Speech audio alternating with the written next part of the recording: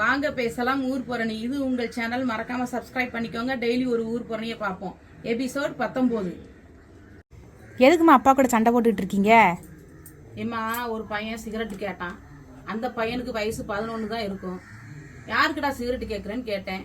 யாருக்கா இருந்தா என்ன, சிகரெட்டை கொடுங்க அப்படின்னா. நீ குடிக்கிறியா இருக்கு, நீ உனக்கு வாங்குறியா இருக்குன்னு நினைச்சு கேட்கறேன்டா அப்படின்னு. எனக்கா இருந்தா என்னக்கா, நாங்க காசு கொடுத்தா நான் வாங்குறோம்.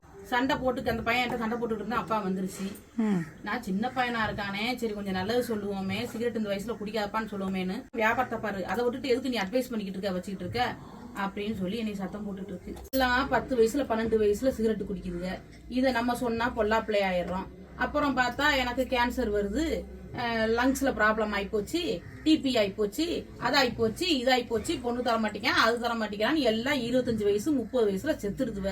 நம்ம சொல்லி நீங்க பொழப்ப மட்டும் பாருங்க, நம்ம பொழப்ப மட்டும் பார்ப்போம்.